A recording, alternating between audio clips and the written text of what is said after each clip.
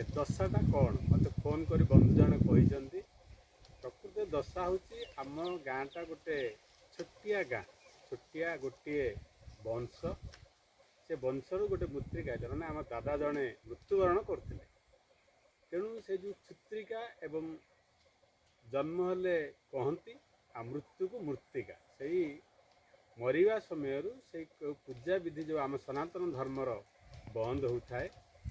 ତେଣୁ ସେ ଫୁଲ ଗଛକୁ କେହି ଆଉ ତୋଳିଲେ ନାହିଁ, ଯାହାରି ଫଳରେ ବହୁତ ଫୁଲ ଫୁଟି ସୌନ୍ଦର୍ଯ୍ୟ ଭାବେ ରହିଥିଲା।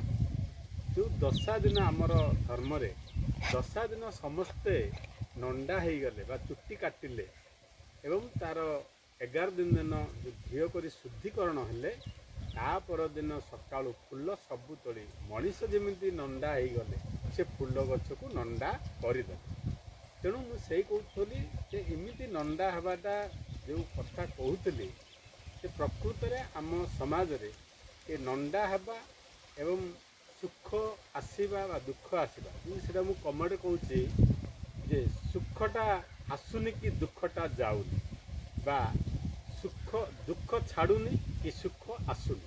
ଏଇଟା ଯେଉଁ ମନୁଷ୍ୟର ମନୋଭାବ, ସେ ସୁଖ ଦୁଃଖ କେବେ ଛାଡ଼ିବ ନାହିଁ, ସେୟା ଅଛି। କିନ୍ତୁ ଆମ ମାନସିକତା ପରିବର୍ତ୍ତନ ହେବା ଆବଶ୍ୟକତା ଅଛି। ଆଜିର ସମାଜରେ ପ୍ରକୃତ ଭାବେ ଏ ମାନସିକତାର ସଙ୍କଟ ବା ମାନସିକତାର ଅଭାବ ଅଛି। ତାକୁ ଯଦି ଆମେ ବଦଳେଇବା ବା ପରିବର୍ତ୍ତନ କରିଦେଇପାରିବା, ତାହେଲେ ଆମେ ସବୁଦିନେ ଆନନ୍ଦରେ ରହିବା। ଏବଂ ଆନନ୍ଦ ଏମିତି ସବୁ ମୁହୂର୍ତ୍ତରେ ଆମ ପାଖରେ ଅଛି। ତେଣୁ ଆଜିର ବାର୍ତ୍ତା ହେଲା ଯେ ଦୁଃଖଟା ଛାଡ଼ୁନି, ସୁଖଟା ଆସୁନି। ଏତି ରହିଲୁ, ନମସ୍କାର।